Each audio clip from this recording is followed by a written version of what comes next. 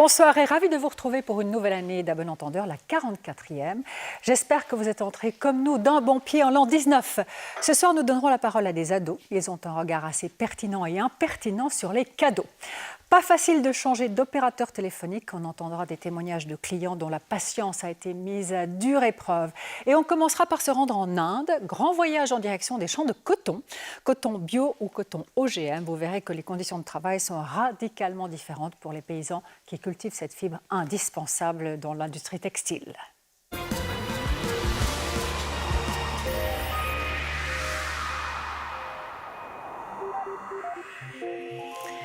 Si on réfléchit bien, du coton, on en porte énormément. Chaussettes, sous-vêtements, chemises ou pantalons, etc.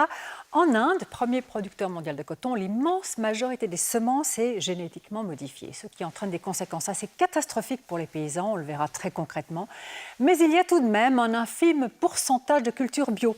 Maya Cholet et Peter Greenwood ont suivi la piste d'une petite production et de son label Bioré, un label parmi tant d'autres. Est-ce que vous vous êtes déjà demandé de quel coton est fait votre t-shirt et où ce coton a été cultivé? Le coton bio, l'est-il vraiment? Point de départ de notre enquête, ce t-shirt qu'on a commandé sur Internet. Une gamme spéciale qui promet une traçabilité à 100%. Nous avions des doutes.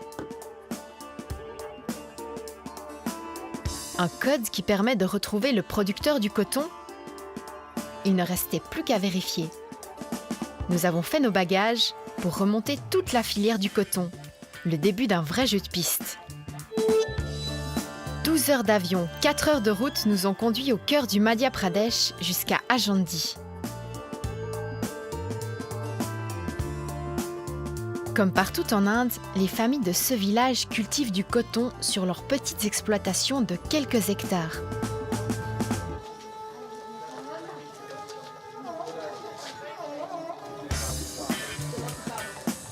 Nous retrouvons Christa Souter, la directrice de Bioré, une fondation suisse qui développe l'agriculture biologique.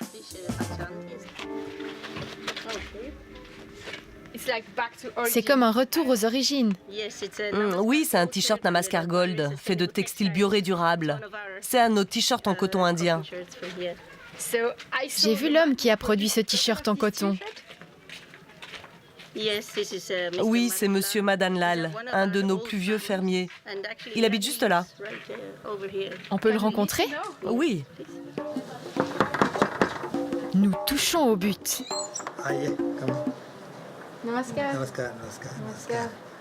Namaskar, bonjour, bienvenue. Un mot qui veut dire beaucoup de choses. Pourquoi est-il si important pour vous de faire des t-shirts bio? Namaskar Gold. Le consommateur qui achète ce t-shirt saura que le coton a été cultivé ici et dans quelles conditions.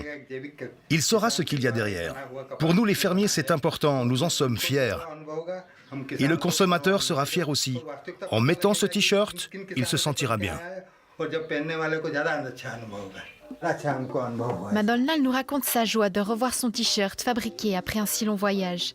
Il veut que les consommateurs d'Europe sachent d'où vient le coton et pour lui, produire du bio, c'est laisser une terre propre à ses enfants. Nous avons repris la route et notre enquête. Direction le site de Bioré. Depuis plus de 20 ans, cette fondation coordonne et fait fabriquer des textiles bio, durables et éthiques. Bioré, c'est aussi un label, celui qu'on retrouve sur notre t-shirt noir.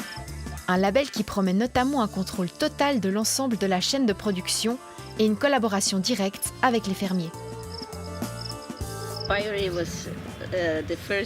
Bioré était le premier projet de coton bio ici en Inde.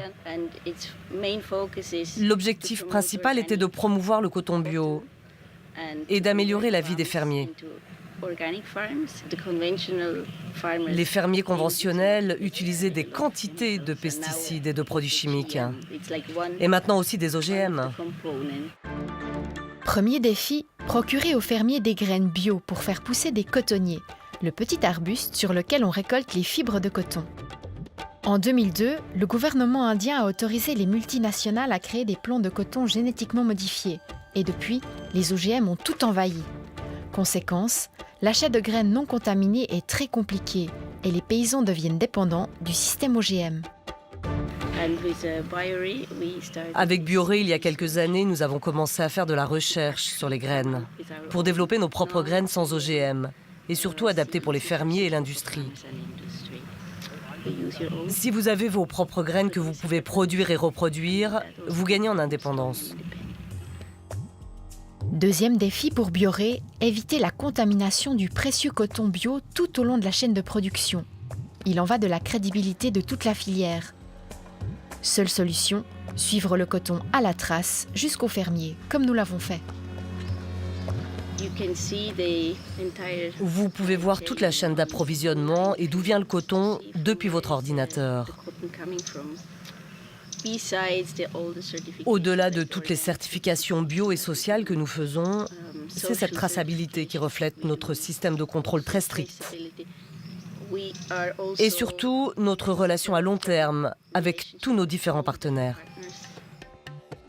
Contrôler toute la chaîne de production du coton, un exercice difficile. Du champ au t-shirt, le coton file entre les mains de nombreux intermédiaires. D'abord, les fibres de coton sont récoltées au cœur des capsules sur les cotonniers. Puis le coton est stocké parfois à l'intérieur même de la maison du paysan. Ensuite, tous les paysans regroupent leur récolte de coton. C'est la collecte. Le coton est ensuite égrené par une machine, puis il est envoyé dans une filature, une usine qui le transforme en bobines. Les bobines sont envoyées dans une autre usine, parfois à des milliers de kilomètres, où le coton est tissé et teint. Une fois tissé, le coton continue son voyage vers l'atelier de couture n'importe où dans le monde, où il prend la forme d'un habit. Et finalement, dernier voyage, les habits sont distribués vers les magasins du monde entier. Dans ce laboratoire, on teste chaque graine de coton avant de les reproduire. Si certaines ont été développées ici, d'autres ont été achetées à des laboratoires indépendants. Alors méfiance, il suffit d'une graine OGM pour contaminer des hectares de coton. On a fait déjà 10 400 tests cette année pour savoir combien de graines sont contaminées dans ces lots. Toutes les plantes ont été retirées du lot. Combien de graines contaminées vous avez trouvées ? Environ 6 à 8% des plantes. On teste chaque lot sur les 50 tonnes de coton brut. On fait 90 tests ici sur le coton qui a déjà été testé au niveau de la graine, au niveau du champ, puis au niveau de l'égrenage. Et avant de l'envoyer à la production, il est encore testé une fois. Une partie des graines bio de Vivek et son équipe sont confiées aux paysans et les autres sont plantées dans cette serre pour être reproduites. À l'étape finale, on plante toutes nos graines dans une serre pour les garder génétiquement pures à 100% et pour s'assurer qu'il n'y a pas de pollinisation croisée et de contamination. Le coton est récolté sur chaque plante. Regardez ici, il est prêt. Cette capsule va donner environ 200 grammes de coton. Et il y en a encore. Il fait 40 degrés. Pour Bioré, 5000 fermiers cultivent les graines de coton bio testées par Vivek et sa petite équipe. À l'ombre d'un arbre, des fermiers manipulent des éprouvettes. Impossible de contrôler tout le monde. On a donc enseigné aux fermiers à tester leur propre champ. Il ouvre les capsules de coton en cassant la partie extérieure. Il prend les graines à l'intérieur et il les écrase. Ensuite, il les mélange à la solution et il trempe la bande pour le test. Au bout de 5 minutes, si ce n'est pas du BT coton, c'est-à-dire du coton OGM, on voit une ligne. Et si c'est du coton OGM, on voit 2 lignes. Une ligne, ça nous confirme que c'est bon. Le coton bio de Bioré sera confié à Remaille, leur entreprise partenaire qui s'occupe de la partie fabrication. Une production de A à Z en circuit fermé, mais qui ne peut garantir que de petites quantités. Les grandes marques de vêtements cherchent à développer leur gamme bio. Pour satisfaire cette demande, l'Inde devrait pouvoir produire des milliers de tonnes de coton bio, de grosses balles de bonne qualité résistantes aux insectes, mais sans OGM. Pas facile quand on sait qu'en Inde, le coton OGM représente la quasi-totalité des cultures.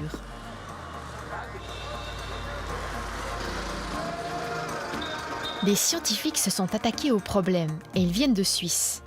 Il travaille au FIBL, le plus grand institut de recherche sur l'agriculture biologique en Europe.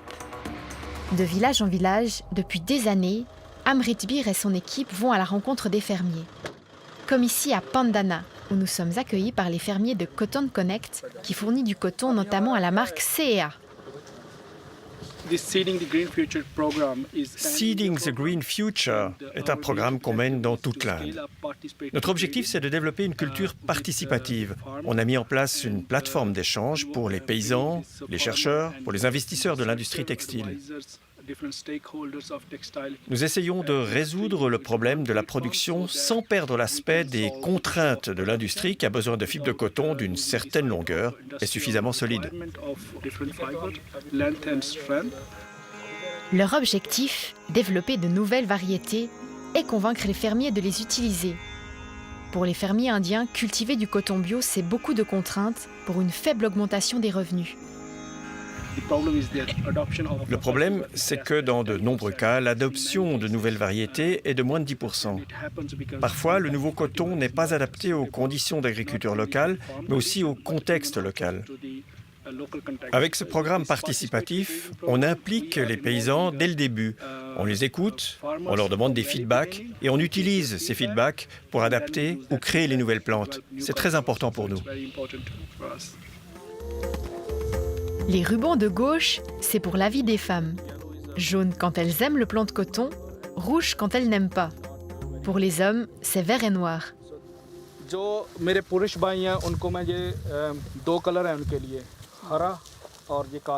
Le FIBL ne peut pas faire des contrôles, mais on travaille avec tous les acteurs de la chaîne d'approvisionnement. Par exemple, avec les égraineurs, pour qu'ils commencent à laver les égraineuses entre le coton OGM et le coton bio. Je crois que c'est faisable. On ne peut pas contrôler, mais on peut aider. En Inde, ils sont 200 000 fermiers à produire 60 000 tonnes de coton bio par année. Contrôler tout le monde serait un peu compliqué. Le FIBL se concentre sur l'enseignement et la sensibilisation. Quant à Monica Mesmer, elle essaie de résoudre le problème des insectes et des produits chimiques.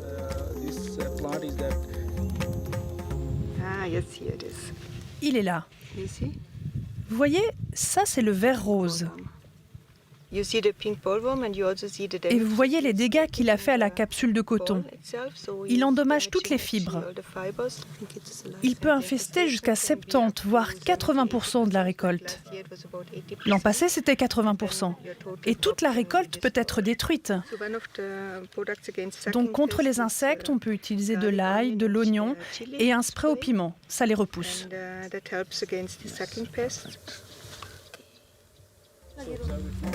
Faire du bio, ça coûte cher et ça prend du temps. Si l'Inde est le premier producteur de coton bio au monde, le bio ne représente qu'1% de la production totale du pays. Dans nos bagages, nous avons ramené un autre t-shirt. Celui-ci vient d'un grand magasin en Suisse. Dessus, on retrouve le label de Bioré et un code pour remonter au producteur. Vous savez, comme sur le t-shirt noir qui nous a amenés ici. Est-ce que le coton de ce t-shirt bio vient aussi d'ici? Il y a toujours un code à l'intérieur. Non, il vient de Tanzanie. Mais pourquoi? Malgré tous nos contrôles, actuellement en Inde, on ne peut pas toujours garantir du coton bio à 100%. On a donc dû drastiquement réduire l'approvisionnement en coton indien. On travaille donc avec 2 fournisseurs, la Tanzanie et l'Inde. Pour assurer un approvisionnement sans la moindre trace d'OGM pour la grande distribution, on va en Tanzanie. Mais nous restons en Inde pour découvrir l'autre face de la culture du coton. OGM, pesticides, un engrenage dans lequel souffre non seulement celui et celle qui travaillent dans les champs, mais toute sa famille. Nous avons confié cette séquence à une équipe locale. La réalité que vous allez découvrir est tout sauf exceptionnelle.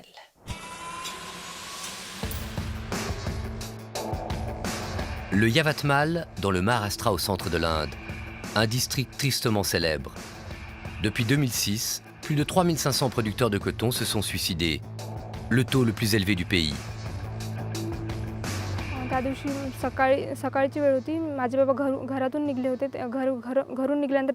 Ce jour-là, mon père a quitté notre ferme avec mon frère pour aller arroser nos manguiers.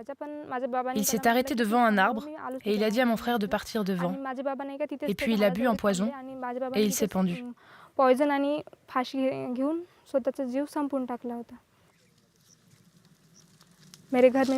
Je suis restée seule avec ma mère, mes 2 sœurs et mon frère. Et depuis, on doit s'occuper seul de toute la ferme.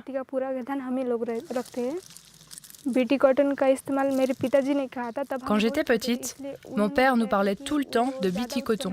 Il nous disait d'utiliser ce coton-là, que notre production serait meilleure qu'avec les graines de coton conventionnelles.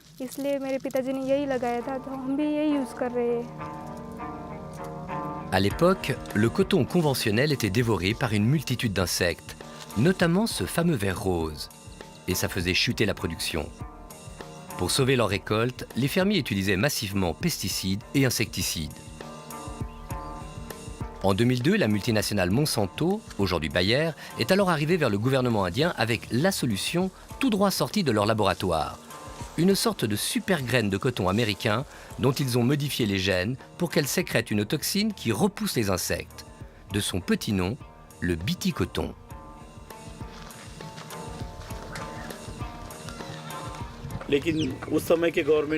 Quand le gouvernement a régularisé le BT coton, on nous a dit que grâce à ce coton OGM, on n'aurait plus besoin de produits chimiques et de pesticides. À l'époque, on en utilisait des quantités énormes. Au début, ça fonctionnait et la production a beaucoup augmenté et les insectes ne venaient pas. On était contents, alors on a liquidé nos graines de coton conventionnel et on a commencé à n'utiliser que les graines créées par les multinationales. Un miracle qui coûte cher. Sur chaque paquet de graines de BT coton, les paysans doivent payer des royalties aux multinationales qui les ont développées. Avant, pour un paquet de coton conventionnel, on payait quelque chose comme 100-150 roupies. Pour le BT coton, c'est 1000 roupies. Persuadés que leur production va augmenter, les fermiers s'endettent pour se procurer le coton OGM. Mais le miracle n'a pas duré. À peine 3 ans plus tard, les insectes se sont habitués à la toxine produite par le BT coton. Encore plus résistant qu'avant, ils recommencent à dévorer les plantes.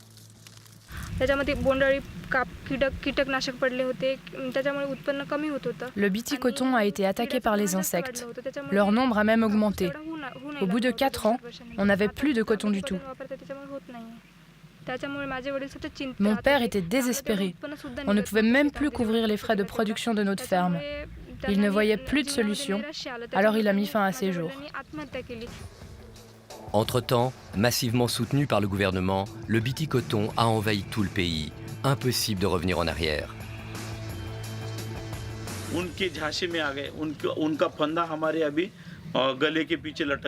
Aujourd'hui, on est complètement dépendant des multinationales.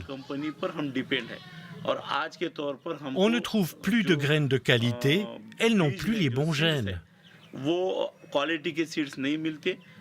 Et ce sont les fermiers qui ont des problèmes. Tout ça, c'est un peu la faute du gouvernement qui a autorisé le BT coton.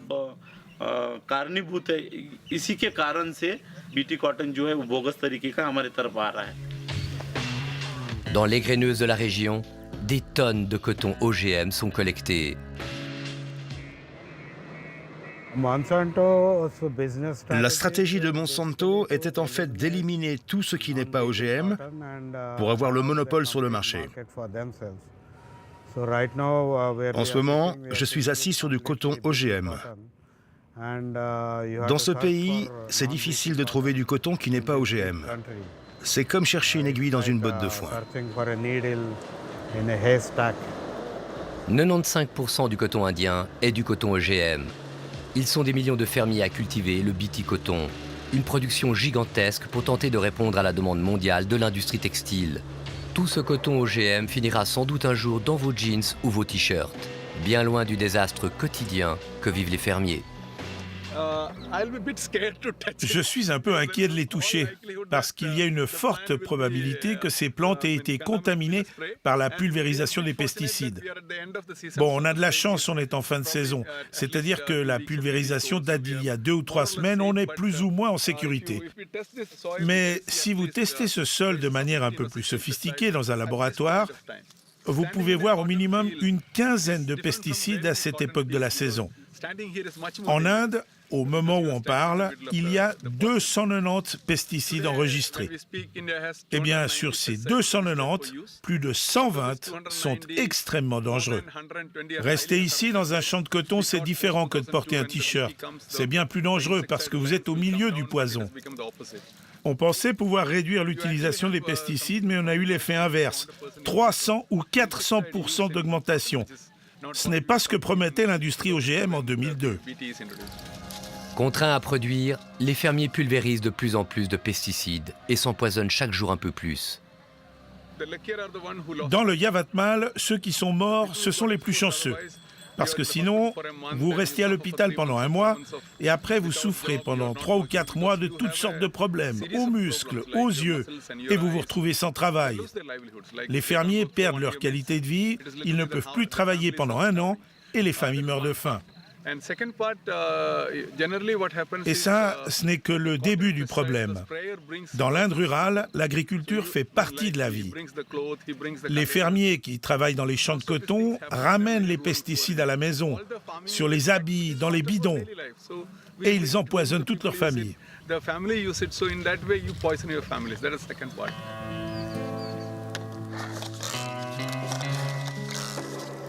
La plupart des pesticides viennent de l'étranger, développés par des multinationales.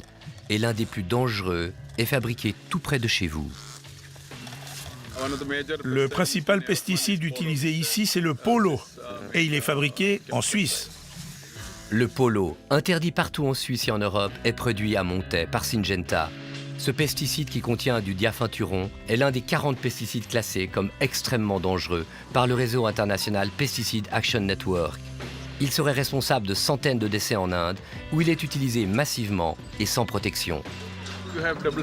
Syngenta a un double standard pour le polo. Il est banni en Suisse, mais en même temps, Syngenta le vend dans le monde entier.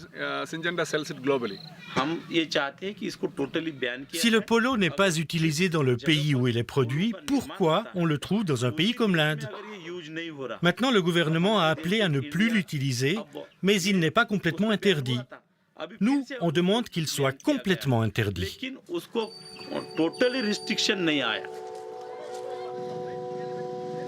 Ce pesticide, le polo, est effectivement interdit d'utilisation en Suisse et dans toute l'Union européenne, mais rien n'empêche son fabricant, Syngenta, de l'exporter. Maya Chollet, bonsoir. Bonsoir Manuel. Alors vous êtes rendue en Inde, on l'a vu, et ça a été assez facile pour vous de vous procurer des graines OGM et le pesticide qui va avec. Alors oui, je me suis tout simplement rendue dans un magasin qui font des graines, comme les producteurs de coton, et j'ai demandé en hindi, bonjour, j'aimerais des graines de coton s'il vous plaît, et j'ai automatiquement reçu ça. Donc ça, c'est des graines OGM. Et puis dans le même magasin, j'ai vu le polo dans les étals, alors qu'on nous a dit plusieurs fois qu'il était banni en Inde de plusieurs districts, et là aussi, j'ai pu l'acheter sans problème.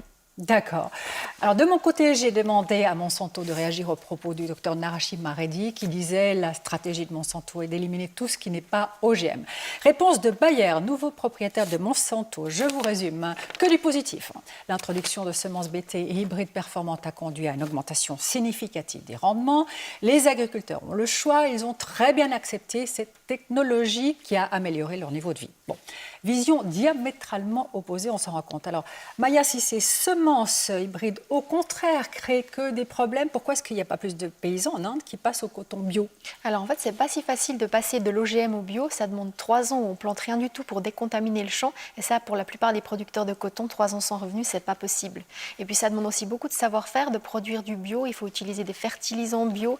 Il faut éviter la contamination par les graines OGM. C'est difficile de se procurer des graines. Et puis le bio, c'est des revenus plus aléatoires, c'est moins de rendement parfois. Et surtout, le bio, on peut le vendre presque un peu plus cher que le coton OGM, mais pas beaucoup. Donc la marge, elle n'est pas assez importante. Mais ça, c'est une tendance qui est en train de s'inverser. La plupart du temps, pour les OGM, ça demande de plus en plus de pesticides chaque année. Et puis ça augmente les coûts. Donc petit à petit, ça va devenir plus rentable de faire du bio. Il faut dire que l'utilisation des semences OGM, elle est relativement récente dans l'histoire très longue et très mouvementée du coton en Inde. Regardez.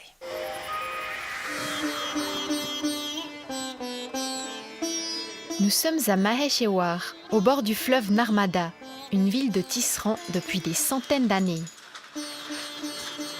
Des endroits comme celui-ci, où l'on file et l'on tisse le coton indien à la main, il n'en existe plus beaucoup. Un tisserand a besoin d'1 jour pour tisser 2,5 mètres de coton, l'équivalent d'un t-shirt. L'Inde et le coton, une histoire qui a commencé il y a bien longtemps. C'est en Inde que l'on trouve les premières traces archéologiques de la culture du coton en 5000 avant Jésus-Christ déjà. Aux environs de 600 après Jésus-Christ, les Indiens inventent la charka, un rouet pour filer le coton qui est encore utilisé de nos jours. Pendant 1000 ans, la culture et la production de coton se développent en Inde. Cueillette, filage, tissage, tout est fait à la main. Les Européens découvrent le coton dès 1664 avec les Indiennes de coton, de superbes tissus légers et colorés ramenés en Europe des colonies par la Compagnie des Indes orientales. Ils se mettent peu à peu à importer et à transformer le coton brut indien. C'est la révolution industrielle qui va définitivement changer la donne pour la culture et la production de coton. En 1793, les Américains inventent une machine qui permet de séparer la graine du coton de sa fibre et commencent à cultiver le coton américain à large échelle grâce aux esclaves. En quelques années, ils fournissent 70% du coton brut mondial.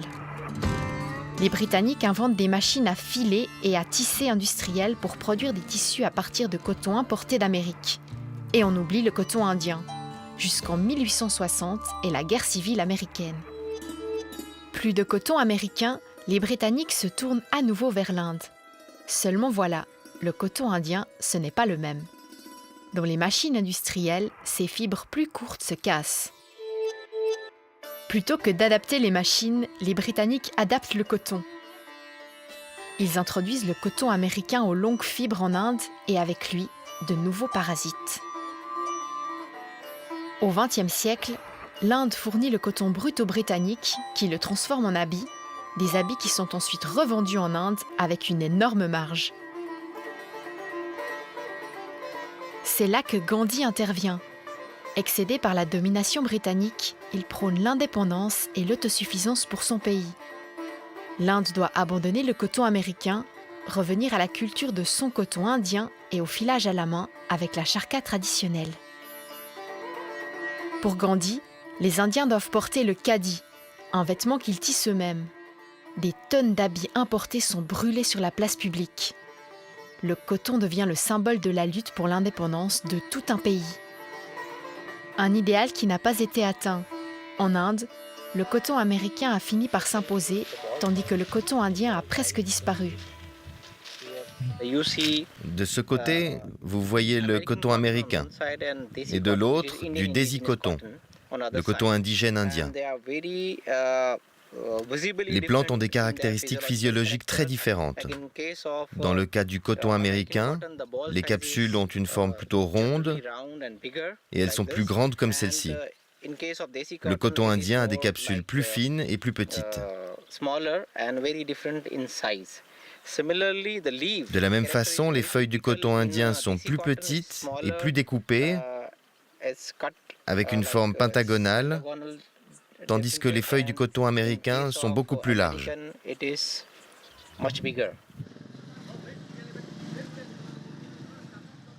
Pas moyen de les confondre, ces deux types de coton. À partir de là, tout se complique puisque le coton comme celui-ci va passer par plusieurs étapes avant de devenir un t-shirt. La traçabilité est parfois possible, souvent pas du tout. Alors est-ce qu'on peut se fier aux labels qui vous promettent du coton bio? Autant dire que c'est un peu la jungle. Regardez les labels en détail, c'est exactement ce que nous avons fait. Et on a essayé d'y mettre un peu d'ordre. Pour cela, on a épluché des dizaines de documents et on a fait un peu de shopping. Du coton bio, on en trouve partout, de la culotte au pyjama. Premier constat, les labels ne sont pas tous égaux. On distingue deux grands groupes de labels bio. Ceux qui sont en fait des logos créés par les grandes marques, comme Esprit Organique, H&M Conscious, Manor Biocoton, CA Biocoton, Coop Naturaline, Zara Ecologically Grown Coton, Migros Biocoton. À ces logos-là, les marques peuvent ajouter des labels certificateurs.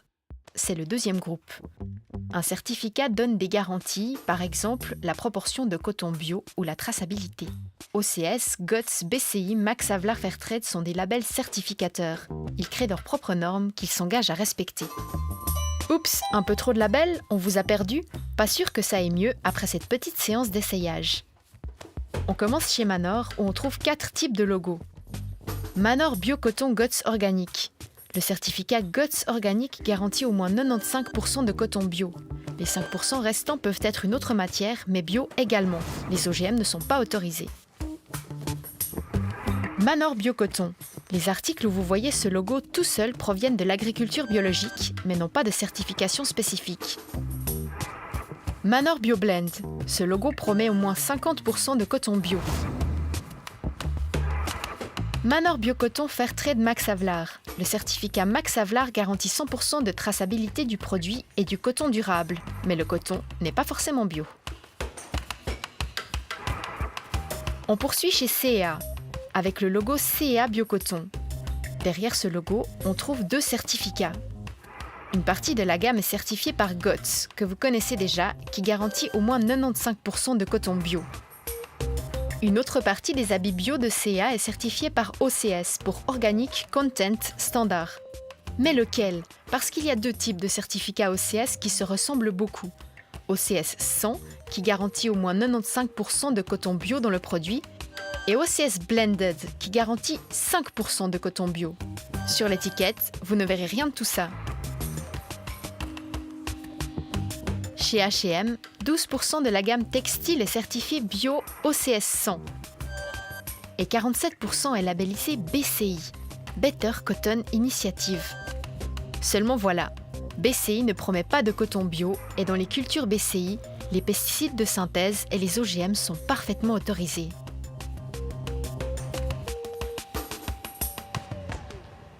Vous vous souvenez du label Bioré, point de départ de notre jeu de piste? Ce label, on le retrouve sur plusieurs marques comme Mammut ou Naturaline. Nous avons été voir son fondateur, Patrick Aumann. Son coton 100% bio, Bioré a choisi de ne pas le faire certifier.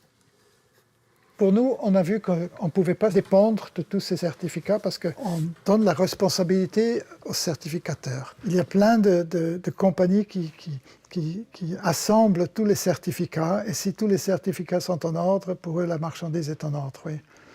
Mais à mon avis, dans cette vie textile qui est très profonde, on ne peut pas simplement se fier aux certificats.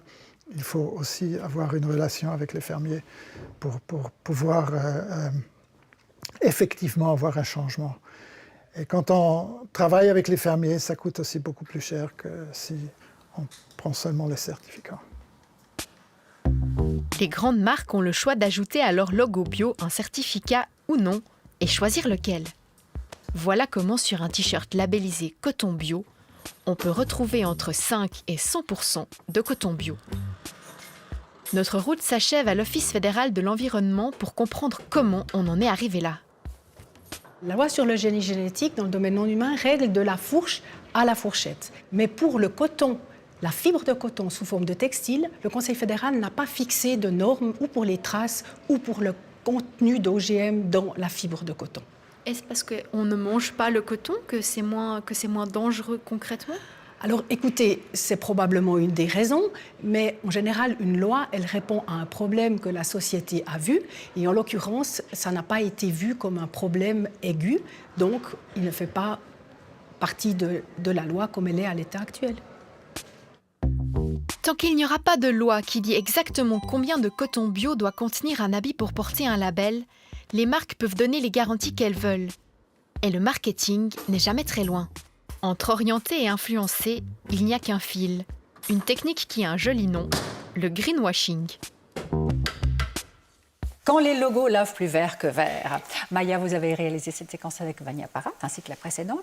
Est-ce qu'on pourrait retenir de toute cette jungle que s'il y a un logo certificateur, on peut faire davantage confiance que s'il n'y en a pas, par exemple? Alors, il faut regarder le label certificateur, mais surtout ce qu'il promet en détail dans le cahier des charges notamment. Parce qu'il y a beaucoup de labels certificateurs qui se ressemblent et qui promettent des choses complètement différentes. Et puis, comme il n'y a pas de standard, il n'y a pas de loi commune qui dit que doit être un label certificateur, les labels certificateurs font ce qu'ils veulent. Bon, en attendant, dans cette jungle, on sait qu'en 2021, au niveau de l'Union européenne, il y aura une loi qui mettra un peu d'ordre dans tous ces labels, ce sera une bonne chose. Est-ce qu'un test aurait été intéressant, utile pour savoir s'il y a des fibres ou des semences OGM dans un t-shirt, par exemple? Alors, un test, on peut tester les fibres OGM dans les graines de coton à la base, mais à la fin du processus, dans le t-shirt, comme il y a eu beaucoup de processus de transformation, la coloration, le processus chimique, c'est difficile de trouver des fibres exploitables. Donc non, le test, dans ce cas-là, n'aurait pas été utile. Et puis en plus, c'est difficile maintenant, on n'a pas de test qui peut dire si c'est des traces OGM, si c'est une faible contamination ou si c'est du coton OGM dans le t-shirt fini. Donc pour l'instant, les tests ne sont pas utiles, mais c'est en cours. On peut aussi préciser, Maya, que si vous achetez un t-shirt qui a été fait avec des semences et des fibres OGM, ça n'aura pas d'incidence sur votre santé, on est d'accord. En revanche, votre choix pour bio ou non bio, il sera un choix éthique, comme l'a montré vos reportages. Merci beaucoup, bonne soirée à vous. Bonne soirée.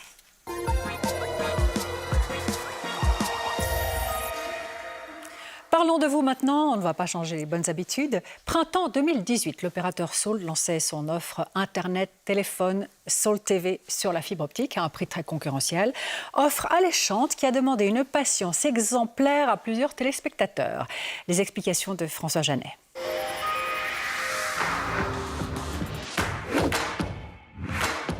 L'offre, comme les publicités, sont apparues très alléchantes. Internet à 10 gigabits par seconde, 300 chaînes de TV, téléphonie illimitée en Suisse. Très alléchante, trop alléchante pour Lucas Dickers. En juin dernier, il dénonce son contrat chez Sunrise pour passer chez Salt. C'est la rapidité. Moi, ce qui m'intéressait, c'est les 10 gigas de vitesse. C'est pour s'affranchir en fait de toutes les contraintes qu'on peut avoir au niveau téléchargement. C'est se dire on va plus attendre pour un film, pour un fichier, pour des outils avec lesquels on travaille. C'est faire en sorte que ça aille le plus vite possible. Donc c'est un souci d'efficience et aussi juste de confort de vie. Encore faut-il être relié à la fibre optique, ce qui ne concerne aujourd'hui encore qu'un petit quart de la population suisse. Mais M. Dickers est content. Salt lui annonce que son abonnement sera activé fin août. Donc qu'est-ce que je fais? Je sors ma box, qui est très jolie par ailleurs, je l'installe, je suis tout excité, je me dis c'est bon, ça va partir, je branche et rien. Salt a bien diffusé une vidéo qui explique comment se brancher, sans succès dans le cas de M. Dickers. J'ai appelé Salt et ils me répondent écoutez, on va passer votre demande à un technicien. Et alors? Et donc, je n'ai pas eu de rappel de quelques techniciens que ce soit. Et les jours se transforment en semaines, et les semaines se transforment en mois. Et ça a continué comme ça pendant tout le mois de septembre, avec des appels de ma part, qui a dû en avoir peut-être 20 ou 30 au total. Galère complète pour Lucas Dickers, qui a besoin d'Internet pour son travail. Galère comparable pour Bernard Favre, qui lui a été appâté par le prix très attractif de l'offre. Tout simplement pour des raisons de prix et puis d'offres tout à fait comparables en termes de qualité. Avec Salt, M. Favre payera le tiers de ce que son abonnement à la fibre de Swisscom lui coûtait. Mais là aussi, le transfert a demandé une immense patience, des échanges de courriers de courriel kafkaïens. D'un côté, j'avais le sentiment que Swisscom n'était pas forcément pressé de déconnecter ma ligne, ce qui permettait du coup à Salt de se connecter. Et comme Salt constatait que la ligne n'était pas connectée, donc renonçait à se connecter. Et j'étais pendant 2 mois, systématiquement, je passais de l'un à l'autre. Donc j'oscillais entre juger de l'incompétence du nouvel opérateur ou alors de la mauvaise foi de l'ancien. Qui, je leur ai posé la question, font-ils des entraves à la concurrence? Je n'ai pas vraiment de réponse. C'est vrai qu'au départ, on a eu quelques soucis de compréhension entre Salt et nous, mais qui sont réglés depuis. Et je crois qu'aujourd'hui, on peut dire que le partenariat avec Salt passe plutôt bien. Et la compréhension est là du côté de nos gens comme du leur. Et en principe, ça se passe sans problème. Qu'est-ce que vous faites quand un client vous annonce qu'il va passer chez un autre opérateur que Swisscom ? En règle générale, on va essayer de le retenir avec une offre particulière. Ça va dépendre aussi de son profil, hein. Mais on va essayer de le retenir, c'est sûr. Mais dans beaucoup de cas, ça échoue. Swisscom investit beaucoup pour développer un réseau que ses concurrents peuvent aussi utiliser. C'est notre défi, en fait, c'est de couvrir le plus rapidement possible un maximum de gens avec des vitesses de connexion très rapides. En l'occurrence, d'ici 2021, avec du 80 mégabits par seconde minimum. La fibre de Salt a nourri un grand nombre de commentaires sur les réseaux sociaux, à commencer par le blog de Xavier Studer. Salt m'a proposé de tester leur solution de fibre optique parce qu'ils ont constaté que sur mon blog, il y avait des commentaires qui étaient très négatifs et ils ont souhaité que quelqu'un d'indépendant se fasse une idée objective de la chose, ce que j'ai fait. Xavier Studer, lui, fait un bilan positif de ces tests. Il souligne que 10 gigabits par seconde, c'est aujourd'hui un débit surdimensionné, même pour la télévision en ultra haute définition, le UHD. Il faudra encore attendre quelques années pour profiter de tout ce potentiel. On touche immédiatement à des limites physiques, à des limites matérielles, parce qu'ils proposent 10 gigabits par seconde, c'est-à-dire 10 fois la vitesse la plus élevée qui est proposée par un Swisscom ou un Sunrise ou la plupart des opérateurs. Et puis, aujourd'hui, il faut un matériel très particulier pour tester ça. À se poser d'ailleurs la question de savoir si ça a encore un sens aujourd'hui. 10 gigabits par seconde, finalement, aujourd'hui, à quoi ça peut servir ? Alors aujourd'hui, 10 gigabits par seconde, à part multiplier des lignes à 1 gigabit par seconde, pour des gens qui seraient très demandeurs, ça n'a pas d'utilité réelle. Et les serveurs sur Internet ne permettent souvent pas d'utiliser une telle potentialité. Nos téléspectateurs sont branchés aujourd'hui. Enfin, Lucas Dickers peut désormais zapper à son aise, ou presque, et il reste critique. Alors aujourd'hui, c'est mitigé. J'ai un souci, c'est que voilà, je passe pas mal de conférences call depuis mon ordinateur, depuis le bureau. Et là où avant, je pouvais avoir des conférences sans souci, par Skype ou autre, par vidéoconférence, aujourd'hui, j'ai parfois des coupures en fait, dans ma connexion Internet. Je n'ai jamais pu parler à un technicien de chez Salt.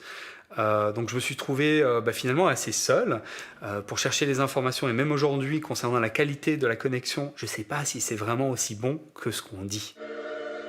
La fibre optique se tisse à travers un processus complexe qui implique de nombreux opérateurs. Identifier les problèmes n'est pas facile. Réclamer une aide technique n'est vraiment pas trop demandé. Ils ont été finalement branchés, mais ce n'est pas très normal de devoir batailler pareillement. Alors j'ai bien sûr interpellé l'opérateur. Comment expliquer ces cafouillages ? Réponse de Salt, je cite. D'une manière générale, le changement d'opérateur pour la fibre optique est plus compliqué que pour la téléphonie mobile.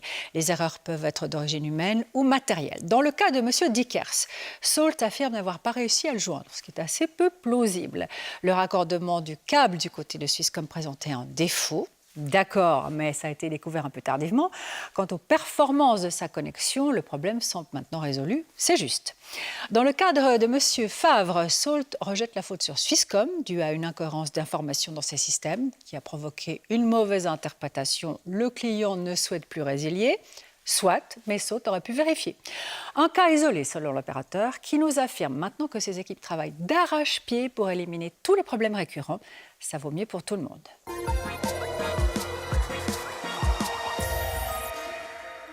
Vous avez reçu des cadeaux de Noël. Le meilleur cadeau, c'est quoi? Et qu'est-ce qu'on en fait quand c'est le pire? Réponse d'adolescents. À bon entendeur, va leur donner régulièrement la parole. Les ados et les cadeaux, séquence assez révélatrice signée Patrick Léger.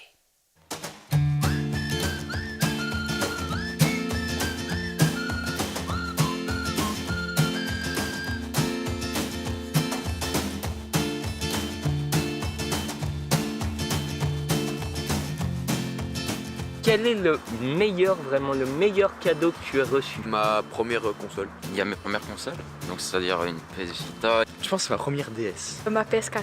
Ma PS4. Quel était le meilleur cadeau que tu as reçu pour toi? De l'argent et un iPhone 7. Une montre Daniel Wellington. Mon ordi. Mon MacBook. Un grand Lego Star Wars, ça tombe à 100 francs. En fait, chaque année, je suis assez contente de tous les cadeaux que je reçois. L'année passée, j'ai reçu mon scooter et du coup, ça, c'est vraiment pratique. Quel est le pire cadeau que tu aies jamais reçu? Question difficile parce que je sais que ceux qui regardent cette émission sauront. Mais à chaque fois qu'on m'offre du déodorant ou du parfum, je le prends un peu mal. C'était un hand spinner tout cassé que j'ai mis à la poubelle le premier jour. Quel est le pire cadeau que t'aies reçu? Un livre. Un livre. Des livres que je vais jamais lire. Enfin, tu lis une fois, après tu lis plus, donc... Quel est le pire que t'aies reçu? Un truc que j'avais déjà, j'ai reçu en double. Une fois, j'ai reçu un habit que j'aimais pas du tout. C'était des habits que j'avais vraiment pas aimé alors. Ce que j'ai reçu de pire, par exemple des chocolats comme ça. Un robot avec un gros ventre et il avait 2 bras qui ne lui servaient à rien. Maintenant, imaginons, je t'offre un magnifique sachet de terreau agricole, ce qui pour toi n'a aucun intérêt et un cadeau nul.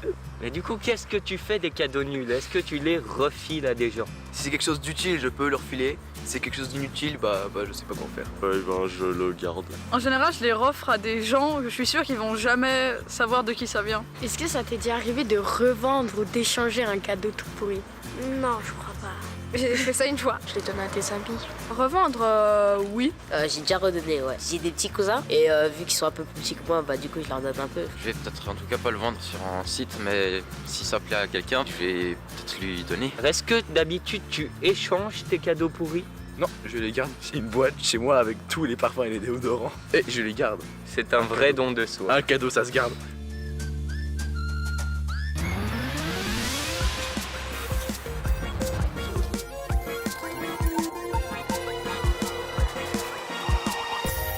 Vous avez sûrement croisé ces jeunes filles aux cheveux arc-en-ciel. C'est la nouvelle tendance.